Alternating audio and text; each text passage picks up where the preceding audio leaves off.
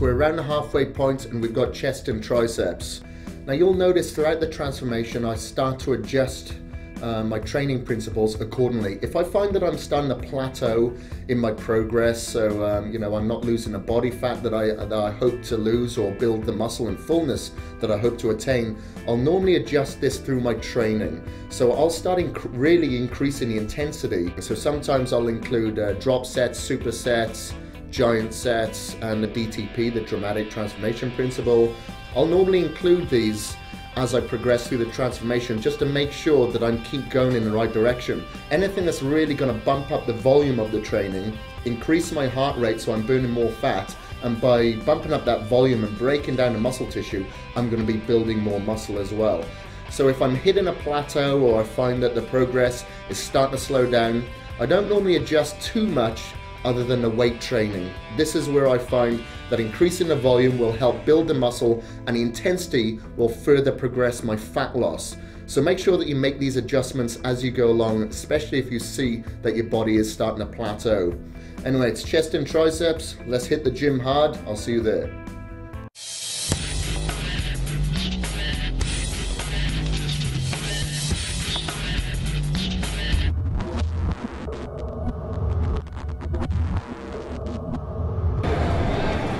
Just a shitload of warming up here first before I do anything.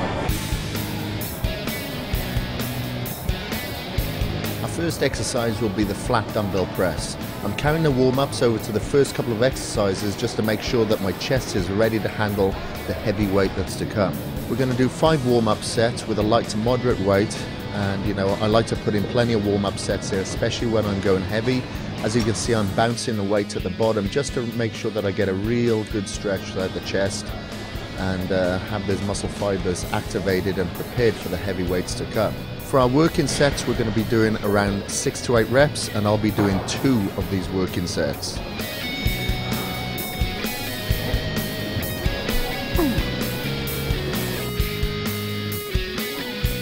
The first exercise we did was a flat dumbbell press.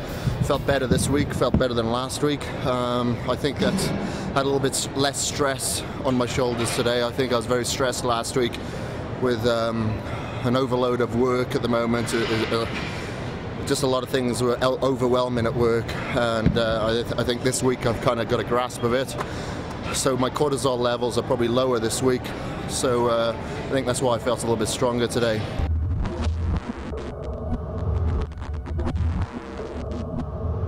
Next, we're going to be doing a decline press, 2 warm-up sets, and then 1 triple drop set of around 6 to 8 reps.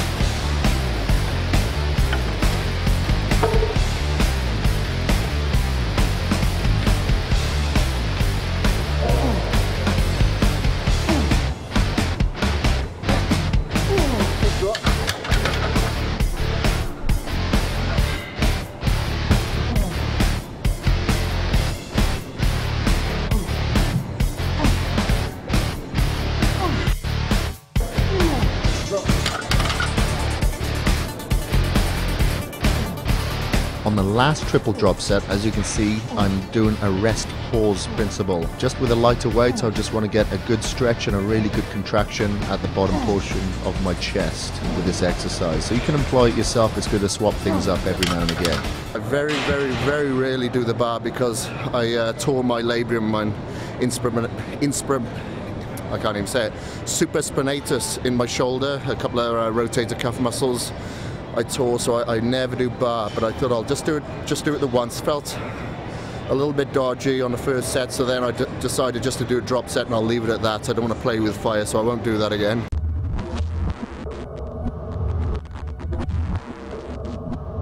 For our flies, we'll be doing 2 sets of around 8 to 10 repetitions, and on the last set I'm doing a double drop set.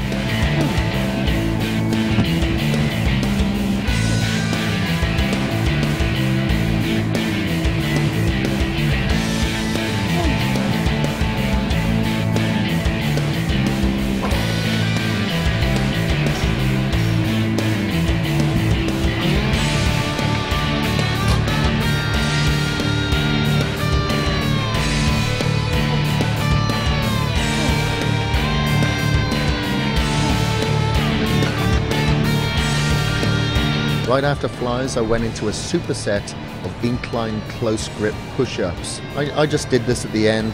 As you can see, I'm just using my instinct here. I just wanted to squeeze out a little bit extra of the chest. That's why I was leaning right over, just to get that extra squeeze out. To finish off chest, we did incline flies, only 2 sets.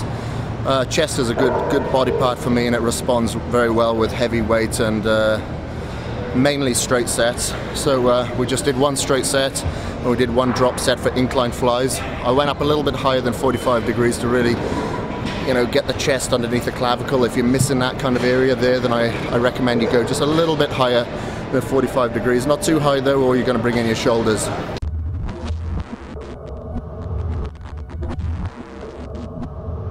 So next exercise is cable crossover. We'll be doing 3 sets of around 10 to 12 repetitions. On the last set, it'll be a drop set to finish off. The cable crossover is a great chest exercise because of the different variations that you can perform.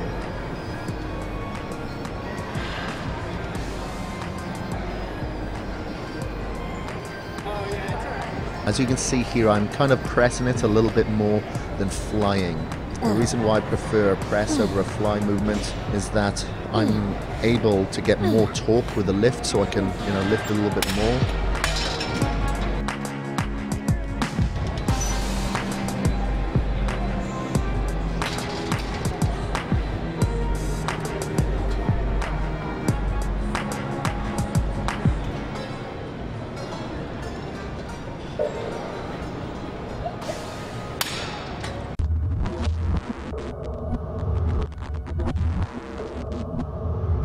Online tricep extensions, as opposed to going straight above your head, go behind a little bit.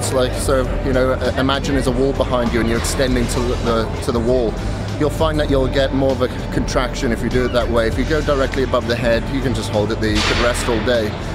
You can't get too much of a contraction. By going behind, you will. And when you actually go to failure, keep your arms bent and do like a pullover movement. It really stretches the fascia of the tricep. And then once you come above the chest, you push out like a close grip bench press. So once your muscles have gone to absolute failure on the extension, there will be strength left just to get a little bit more out of them, And then we did 3 straight sets of that.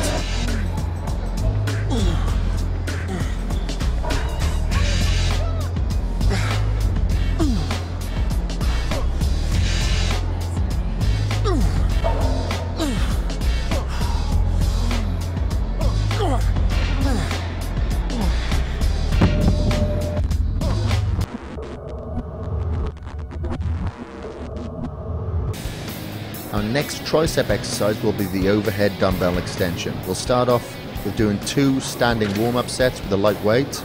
So this is mainly just to stretch the fascia of the tricep and warm up the elbows and the shoulders a little bit before the behind the head movement. For the working sets, we'll be sitting down on a military bench for back support and isolation.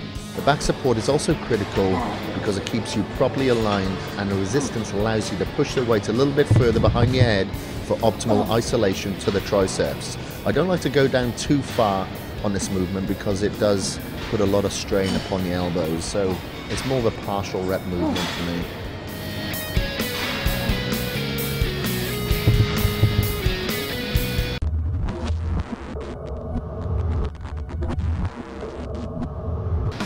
Our final lift will be bench dips, which will be a compound movement for the triceps rather than the isolation exercise that we just did. So with the overhead, that was working the rear head of the triceps, and now we're working the middle head of the triceps.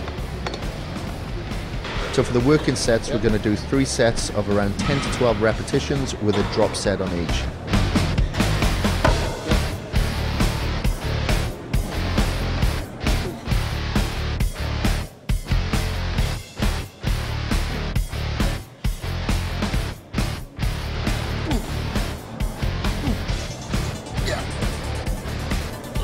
At the end, when I've got no weight on my lap, I'm just knocking out some partials.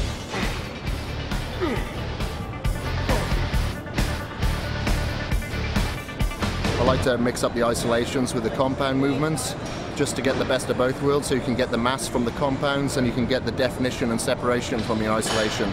And now to finish off, we're just going to hit some lower abs.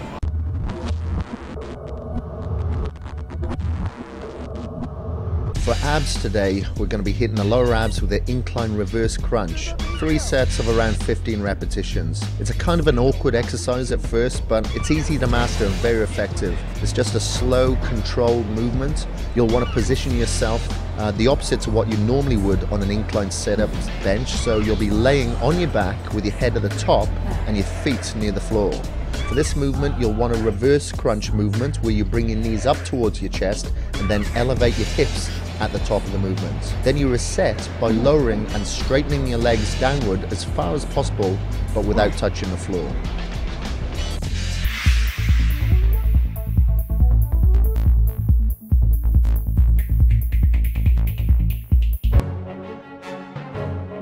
That was a great workout. Tomorrow is going to be another training day and we're going to be hitting legs. Rest, recover, and I'll see you tomorrow.